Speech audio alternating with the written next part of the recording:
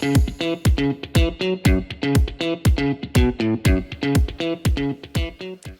next discussion focuses on infrastructure, a foundational issue for Laredo's continued growth, regional competitiveness, and role as a critical trade and transportation hub. This panel will explore transportation priorities, funding strategies, and the infrastructure investments needed to support our expanding population and business community. Serving as our moderator is Dr. Rolando Ortiz, Chief Operating Officer for Killam Development. Dr. Ortiz brings extensive experience in large-scale development and operational leadership, providing a valuable perspective on how infrastructure planning directly impacts private investment and long-term economic growth. Please welcome Dr. Rolando Ortiz.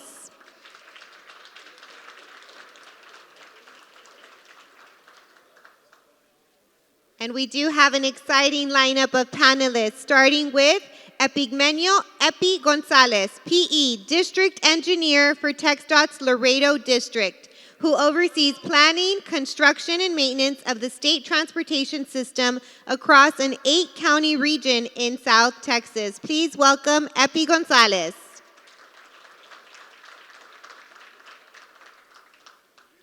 And we are so honored to welcome our next panelist who traveled to be here with us this morning. Please welcome Commissioner Alex Meade, member of the Texas Transportation Commission, responsible for statewide transportation policy and oversight, and a respected leader with deep experience in public policy, economic development, and local government.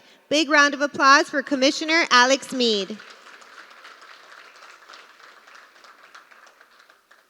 And last but not least, we welcome Mr. Sheldon Gallegos, owner and president of Gallegos Paving, whose work in construction and materials recycling supports critical infrastructure projects and sustainable development throughout South Texas. Big round of applause for Mr. Sheldon Gallegos.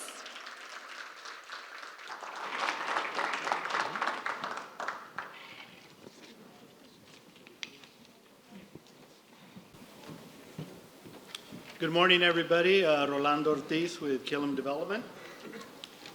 I'm extremely happy to moderate this panel. Transportation is a passion of mine. I don't know how, but it is. It started several years ago. And I want to thank the panelists for taking their time out of their busy schedules to come and visit with us and talk a little bit about how transportation in the state runs, and then we'll also have an insight from a local contractor that does a lot of horizontal development in Laredo. But TxDOT's been around for a long time. I'm gonna lean on TxDOT a little bit. And they've been building highways. We probably have the best highway system in the country. However, they've only really looked at moving people. It wasn't until recently, till 2013, that they created a Texas Freight Advisory Committee. And with that committee, it looks at freight mobility, right? So Mr. Schwebel is our new chairman of the Texas Freight Advisory Committee. I was the first voting member. Well, actually, there was two of us. One was Luis Hinojosa, voting members, but it wasn't until 2016. And one of the questions I had was, how does a state have a freight conversation with not involving Laredo? Mr. Schwebel and Mayor Sines were both ex officios, but they couldn't vote. So we've been working very hard over the past 8 years, to try to get more funding to Laredo. Because what does the Freight Advisory Committee do? It helps move freight. What does Laredo do? We move freight. So with that, I'd like to go ahead and start some of the questions with the panel. I'll start with Commissioner Meade. We all know Laredo is the largest inland port of the United States, and local congestion continues to grow. How does TxDOT work with border communities like Laredo to receive infrastructure investments that are needed? Thank you, Rolly. Good morning, everyone. Thank you all for allowing me to be here and joining the panel. So, Rolly, to your question, you know, the state, I guess, as a whole has taken a different approach to transportation and to freight. You know, before we saw it as a user of the roads. Now we look at it from we appreciate that commerce, we appreciate that transportation method, I think more than before. And I think I'm a testament to that. I am the first TxDOT commissioner, one from the 956, and I think like 40 years. And I think that's a testament to the governor's appreciation for what the border has to offer to the state of Texas. Myself, having been a former city manager, former EDC director, you know, I used to be like you, Rolly, like everybody that's here, going to Austin advocating for more transportation dollars to improve the ports of entries that we had, right? And we would always feel like we would make a point. People understood the economic impact we were having to the state. They just didn't understand what we had to offer. They knew they could see the trucks on the highways. They could see the trucks. They could see the congestion at the ports of entry. They just didn't understand the economic impact that it was having to the state of Texas. And I think now, with Jerry Schrebel as the chair, with you, Rolly, being involved in the Border Trade Advisory Committee and the Freight Trade, and really the folks that we have in this room, I think now we see things differently. We are the economic driver. We've always said we're the economic driver to the state of Texas. I think everybody here would agree of the impact that we have to the state of Texas. But now we actually have somebody on the commission, right, that can relay that on a regular basis. And so what we offer and what transportation is, and sometimes people forget, and I would have to say that even sometimes people at TxDOT would forget, is that transportation is economic development. And now we see that. Now we see it more and more because we have communities like you all coming up to Austin to relay that message. And so what does freight do for Texas? Freight drives Texas, right? That is literally what you guys do. Being the #1 port in the Western Hemisphere really just leads to economic growth for the state of Texas. And without Laredo, I don't think the state would be growing as quickly as it has, or have the largest GDP that it has today. I myself have been to Laredo, I think in these last couple months, maybe 3 or 4 times. I try to be here as much as I can just because I want to make sure that whatever I learn from you guys, I take it back to Austin every month that I go for our monthly meetings. Thank you, Alex. Epi, we don't have to tell this room, but there's a lot of growth in Laredo. In your opinion, what is driving most of this growth?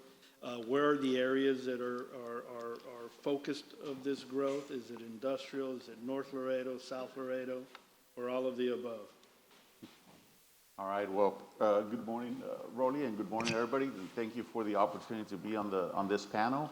So I don't have to tell this group, right, about the growth of Laredo because I think it's pretty evident. But even just driving around, you see, both the South Laredo, North, along FM 1472, just about every corner of the city and Webb County is experiencing some sort of growth, right?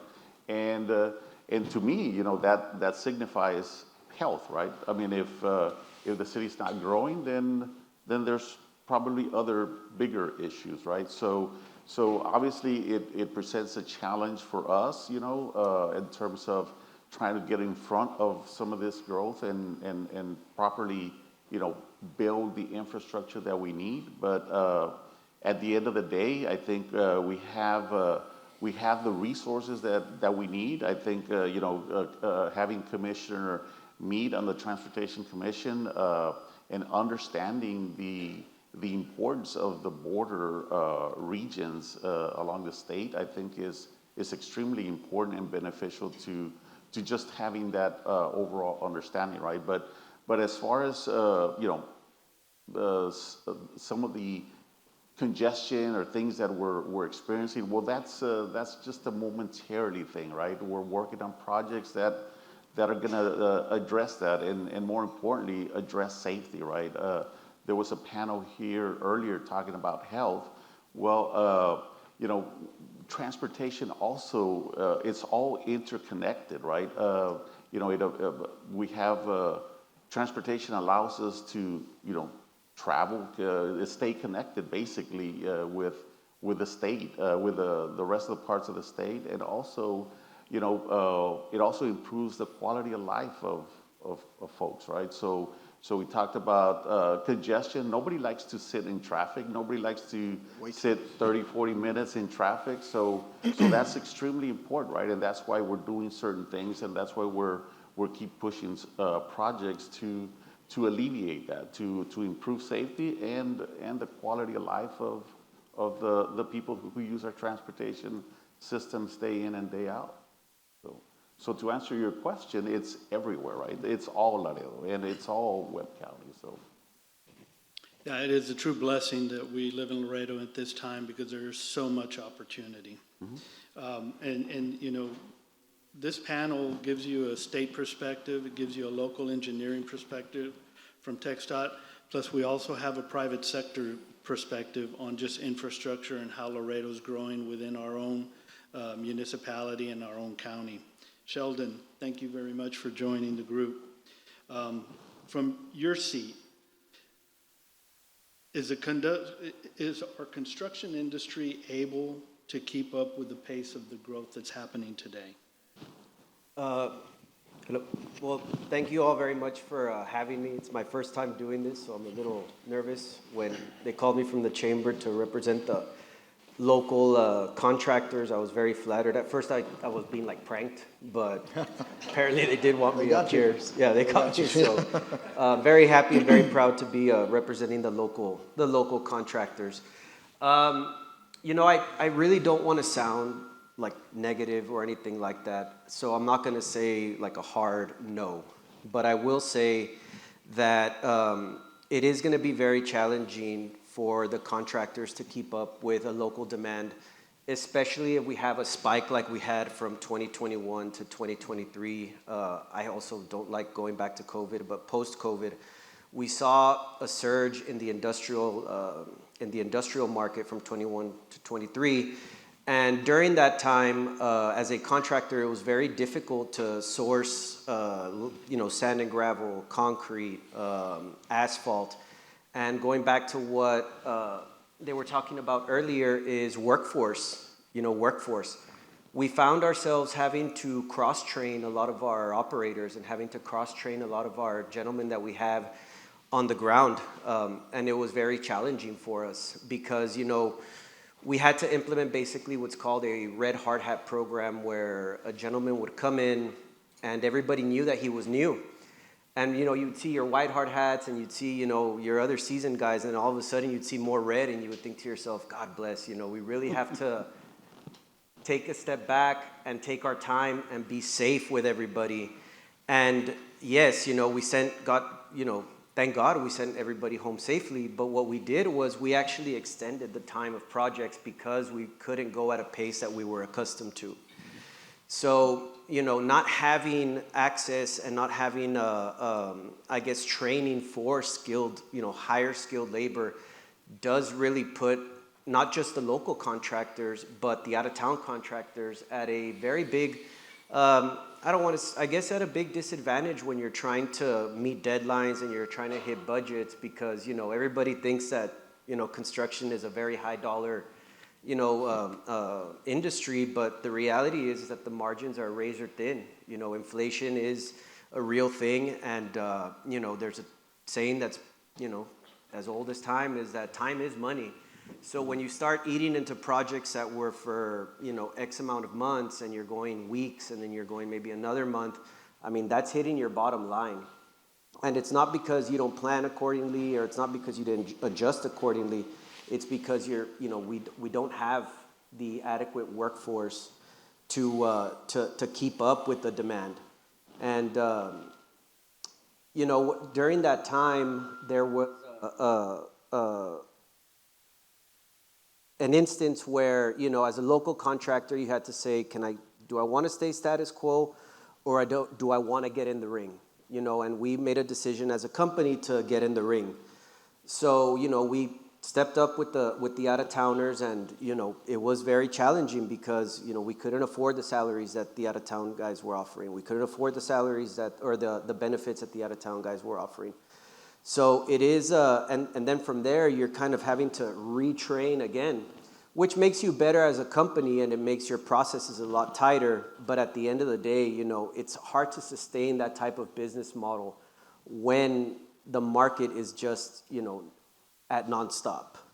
So to answer your question, it's not a no, but we do have to rethink the way that we introduce labor into construction, at least at a local level, maybe not coming in at zero, but coming in with a notion, coming in with an idea. Yeah. And I'll add a little bit to that, because one of the things that happens too is there is so much work. Sometimes contractors get overextended, right? And sometimes that's, right, you have to look and saying, okay, can I really take that job on? And as a developer, you have to play that in your mind too, right? Is, are we going to be able to meet our timelines and get the job done in a timely fashion? So, Rolly, if I could add to what Shelby was saying, the growth that Epi talked about, that we all see every day, it's a blessing and a curse, right? Every city wants to grow.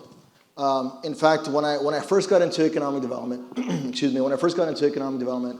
as many of the EDC people here know, you have to go through a basic economic development course, right? You gotta get that certification.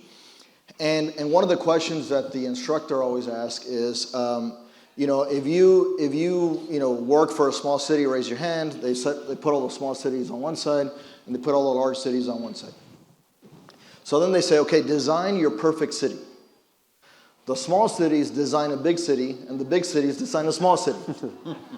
It's a blessing and a curse, right?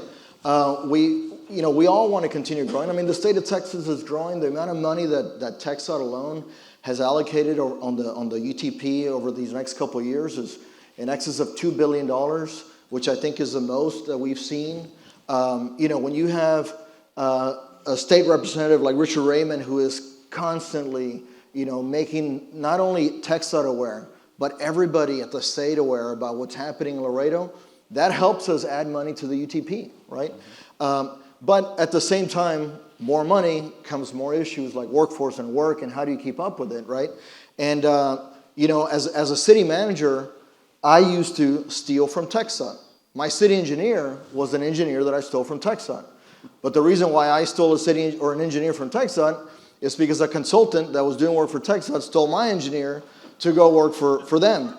And it was this cycle, right, where you're constantly stealing from each other because you have these project deadlines that you have to meet, right? And workforce is limited. And so you start to poach, right? You start to poach and you start to steal from other entities just to get the project done. But again, we have to accommodate. One of the things that I've been seeing, and I don't mean to deviate too much, really, but one of the things that I do want to make sure that I mention here is, as I've been able to travel the entire state of Texas, and I get to see every town from a whole different perspective now, I'm starting to see towns struggle between managing growth, or I should say between controlling growth and managing growth. A lot of communities are trying to control growth, and what they do is they say, we're not going to allow any more developments until the city can get its infrastructure in place to accommodate that new development. Well, the thing is that's never going to happen. And that developer is going to choose the path of least resistance, and he's going to go to the neighboring town, right? So you have to learn how to manage that growth. And so that's the biggest thing, or that's one of the biggest things. The other thing I'll say is finding consensus. I've learned that more projects will die due to lack of consensus than due to lack of funding.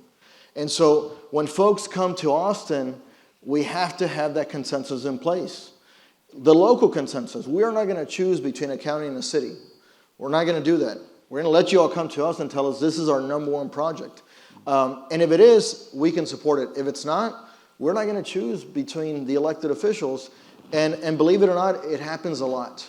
And when things like that happen, it allows us as TxDOT to take that money from that community and put it on another project that is ready to go. And so there's a lot of moving pieces to it. from workforce, from the consensus building, from managing growth, that comes from all this money that has come to the state of Texas.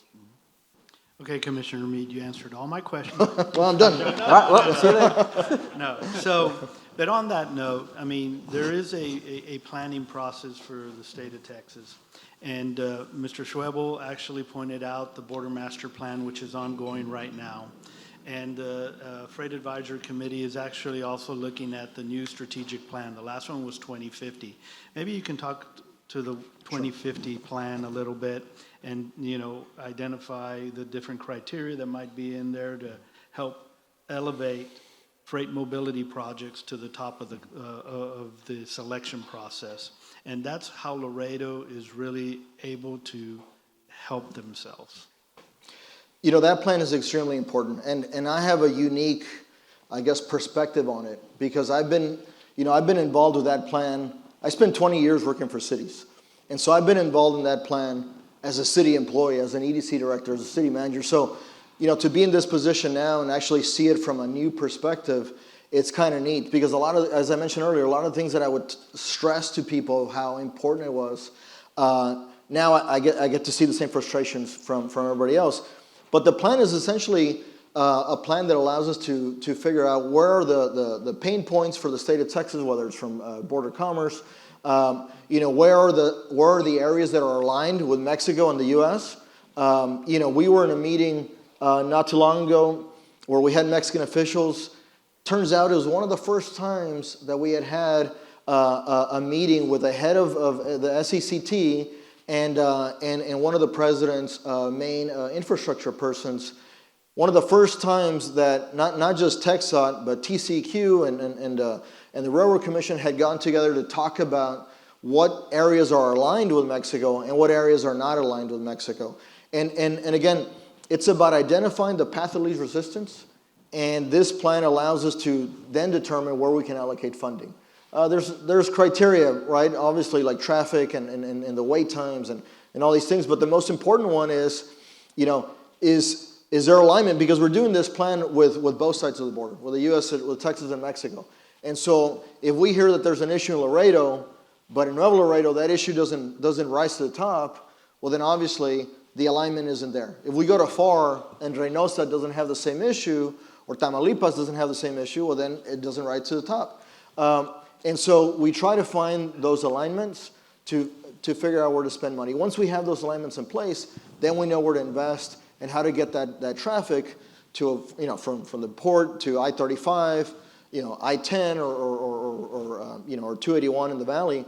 But at the end of the day, that's what the plan's trying to do in a nutshell, right? It's trying to find those pain points. How do we improve them? How do we invest in them? How do we alleviate them to be able to keep that commerce going forward? Thank you, and really the theme of that is engagement. You've got to get involved. If you're interested in moving freight through here or moving roads and getting in, you have to get involved. We have about 10 minutes, so Epi, I'm going to ask you and Sheldon one last question so we can open it up for questions. Monica, I'm not her favorite, Dr. Ortiz, so she always gets on me if I'm late.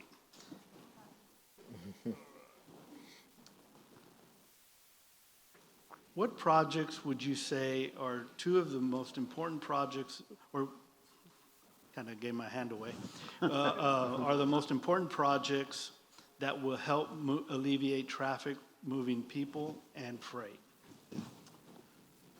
All right, well, I mean, that's kind of a loaded question there, Rolly, because I mean, it's kind of like having to choose between your kids, right? I mean, obviously every project is important.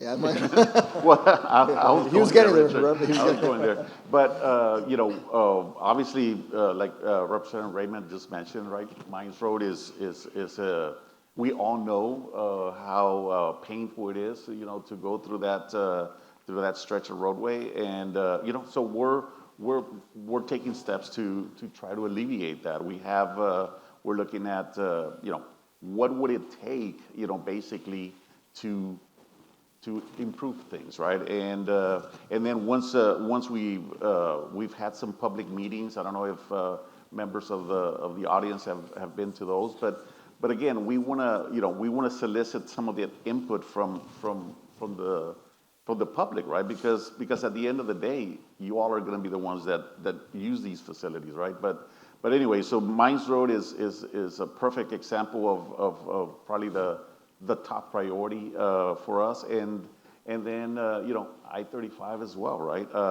We have projects going up to connecting with the San Antonio district at the LaSalle Frio County line, right? So I-35 is a major artery for us. I mean, as we all know, but we also have US 59 that's future I-69 that we're working on. We have consultants already working on those projects, and we also have consultants working on US 83, which is that future I-27 that ports to Plains. So I guess I gave you 4 projects, not 2, right? So I guess I went over the top, right? Yes, so yes. so anyway, so that's there's a lot of great projects, I think, here in Laredo.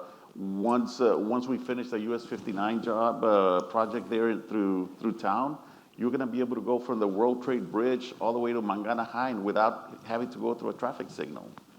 That's gonna be a huge game changer, right? In terms of safety and the time, the travel time that it takes you to get to your destination. So anyway, so there's a lot of great things happening.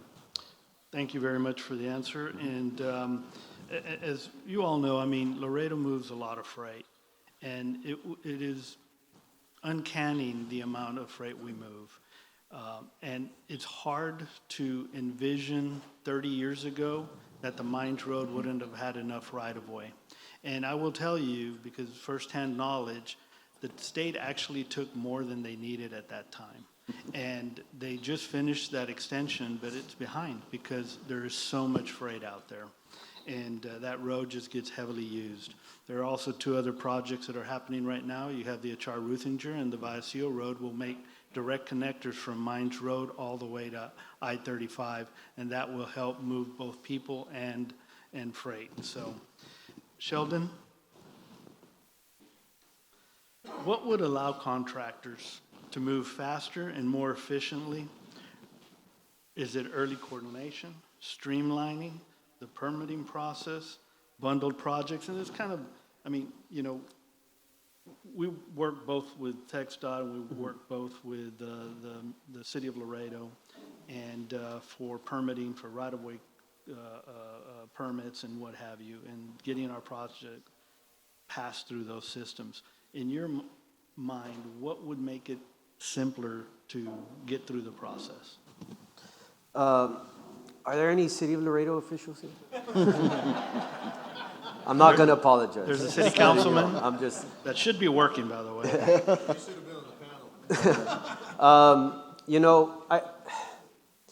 To make things a little bit more efficient for us as contractors, I mean, obviously, before we start a project, we have our estimating and we have our planning and we have our plan before we go in. The permitting process for the city of Laredo is it's a moving target, and we understand, right? There's been a little bit of turnover at certain departments. There's been reshuffling. There's been kind of a difference of thinking for some of these things. So it's always evolving. The problem is that it doesn't evolve to get faster. It evolves to add more layers, which is a massive problem. You'll start by sending a request to one person, and then some person that's not supposed to answers, and then it just becomes a little bit of a headache after that. Once you get your permit and you go into construction, it's not like working with TxDOT. With TxDOT, the contractor actually has the responsibility of means and methods. The TxDOT inspector and engineers act like collaborators and not so much as babysitters, from my experience. And the project gets turned over and everybody goes home. Unfortunately, in this beautiful town that we live in, the city of Laredo takes a stance where they want to be the means and methods directors, sometimes. They want to be the QC, which is the quality control. They want to be the QA, which is the quality assurance. And then they want to be the gatekeeper to where and how and when your project gets accepted. And, you know, I love where I'm from. I'll never leave this town. But in order for us to be successful and for you as a city of Laredo to be successful, you need to start seeing us as collaborators and not as somebody who wants to harm you. Because the only ones who get harmed in this process are us as contractors, the developers, and really the end users who want their product at a certain time. So that's one. The other, thank you very much. And again, I'm not throwing shade at anybody, but you know, we're not in Kansas anymore, Toto. I mean, it's not me and, you know, the couple other colleagues, you know, kind of putting the gloves on, you know, hey, Cliff, come on, give me that job, man. Like, you know, and then, you know, looking for stuff that, you know, the scraps that fall off the table if we don't get the job. It's not like that anymore. You know, right now we have a great project with an out-of-town contractor that's on the national stage with Arco Murray, and it is moving at lightning speed. And it's big, you know, it's big investment, it's big risk, but at the same time, you know, it kind of makes us as the local contractors look at like, you know, times are changing, and they're changing for the good. But if the local municipality doesn't keep up with that, then it's just, you know, we're swimming against the tide. But one thing before I finish here is that I really want to kind of sound the alarm on, and this is something that I'm big on, is that when I started Rio Bravo Recycling Company 2 years ago, I went in with the vision of thinking like, how can I make the construction process a little bit more sustainable? And by sustainable, I don't mean like I'm out there hugging trees or any of that. No. I'm talking about how can we keep this long term? Because when we hit that peak in 2021 through 2023, our caliche pits got a lot further. The sand and gravel market got a lot tighter. And in that time, TxDOT started having discussions about using recycled products in their asphalt. So now they're having to go through a lot more what they call sake rock, which is a lot more difficult to mine, making the process of paving a lot more expensive. So I started crushing concrete. And when I started crushing concrete, I found, and it was not an easy process. You know, we started crushing concrete, and first we would just get rock. And I said, well, this is useless, right? So we started manipulating the way that we did it to where we actually started producing base for road base. Submitted to the city of Laredo, denied. All right, well, we pushed and we pushed and we pushed, and you know, we got it through, which was good. Now we're actually starting to produce our own sand and gravel from this. We're not having to go out and mine these ranches. We're not having to go out and, you know, open up more land and make the pits a lot further. We can do it by just thinking a little bit outside the box. San Antonio and Austin already mandate practices like this. Almost 50% of what they use during their construction in the municipality has to be recycled product. We don't have that here. Mm-hmm.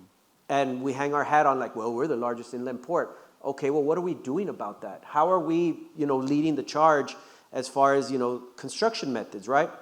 So I think the city really needs to, and not just the city, but us as contractors really need to start thinking outside the box, because there are other construction methods out there that are a lot more sustainable. More isn't better. It's just not. And that's the mentality that we have right here. Put more asphalt on it, put more concrete on it, and that's not necessarily true. Okay, well, I went over my time a little bit. Thank you, I could go on about all day, but you know, I'll leave it at that. Thank you. We do have we have a couple of minutes for some questions from the audience. Does anybody have any questions? I think there's a gentleman over here. Good morning, and can you hear me? My name is Robert Morris. I work with Daniel B. Hastings. We're customs brokers here in town, and fourth generation family-owned business. But I've become very engaged with some of the infrastructural needs in the last few years because it affects our business tremendously. And I just want to thank you, panel, Mr. Gallegos especially. When I saw you up there, I was going to lay into you the first, because on the overpass that we had, the big spaghetti bowl, there was that overpass that takes you from mines, or from the loop to 35 South, there was a time where for 8 months it didn't get touched. And I don't know if it was you doing it, but it was just the whole idea of how can you do a project and be so inefficient? But when you talk about the labor, you changed my perspective a little bit. Excuse me. And so thank you for that. But you also changed, and then for you, Mr. Meade, I guess the bureaucracy was my big complaint, because how is it possible we can fight? I was part of a committee that fought 4 years ago to get money for the Vallecillo project. That was 4 years ago. It cost $15 million. We got that money, and it's not even going to get let until next year sometime. And then it's going to be probably 50 or 60 million. So we talk about how can we fund our projects, how can we do all these things, but how can we fix the bureaucratic process? And Mr. Gallegos, you talked a lot about the bureaucratic process locally. How can we fix it on the state level so that it's not okay that you guys take 4 years to process a package? And so, again, having been in two roles, right, from a city perspective, I can tell you, I would have, at the city level, I would have every Thursday I would have a development meeting where I would invite every developer, anybody doing business in the city of FAR, where I was city manager. They still have that. I'm sorry? They still have it. Yes. And we would talk about, we would get all the department heads, review all the plans, and try to get everything, identified that we could fix as quickly as possible so we can let the developer go do business. But I would never invite TxDOT. This was me as a city manager, okay? I would never invite TxDOT. And I never wanted to invite TxDOT because I felt I can control everything in my city. If I invite a state entity, now I'm losing control of that process because now I have a state entity. Of course, I would do a disservice to the developer because when he was ready to start, or the contractor, then somewhere along the line they'd say, well, did you get your permit from TxDOT, right? And then of course TxDOT gets that application and the developer's saying, hey, I got 30 days left in my feasibility study or 15 days in my feasibility study, and TxDOT says, well, this is the first time I ever hear about it. It's going to take us 90 days for us to review that application. So I was delaying the whole thing, right? Now as a TxDOT commissioner, this is precisely why I like to be involved in as many meetings as I possibly can, because I do get to see both sides now. I can tell you that the reason why this district has TxDOT as a collaborator is because of Epi. Epi is a collaborator, and I can tell you that now that I've seen and I've met all the 25 district engineers throughout the state of Texas, they all think differently. Again, having myself come up through the economic development career path to become a city manager, as an EDC person, you're tasked with finding solutions to improve the economic well-being and the quality of life of the community, right? You want to capture that money. When I worked for a city manager, the former city manager I worked for, he was a former police chief. His way of running the city was a little bit more, hold on, we have to analyze every little thing from a public safety standpoint so everything stalls until all those aspects were cured. And then we would move forward with a solution. The state, just like municipal government, tends to operate on a crisis mode, right? Every day there's a new crisis. And based on that crisis, we have to sometimes pivot and address those things before we can get back to the project. But at the same time, and not to point fingers, as Epi mentioned and as Rolly's mentioned, the public has to get involved. There's projects that I can tell you, there's a company that's looking to come to town that has announced, not the name, but everybody knows that, and I'm not talking about Laredo, but I'm talking about other areas, where all of a sudden, every property owner along that path, whose property wasn't really worth much before that announcement, all of a sudden now is worth, $1 million per square foot, right? And that person says, hey, I'm not going to sell you my property, so we're going to have to go to court. We're going to have to contest it. We're going to have to go to court. The project may have been funded, but if we don't acquire the right-of-way, if we don't go through that process, that will take years, right? And sometimes it's just one person delaying the entire thing because he feels that property is worth so much, and they feel that because it's a state or a city or the county, that they have all the money in the world to be able to pay for that. And that's not the reality, right? And so when things like that happen, then the project stalls. And then until there's a solution, and sometimes it may take years, then we can move forward on the project. And that's why sometimes you'll see projects that are delayed just because parties haven't, as I mentioned earlier, haven't found that consensus that can kill projects. Thank you all very much. I'll end on one note. Robert and Neto, I remember the tumble in. Thank you all very much. I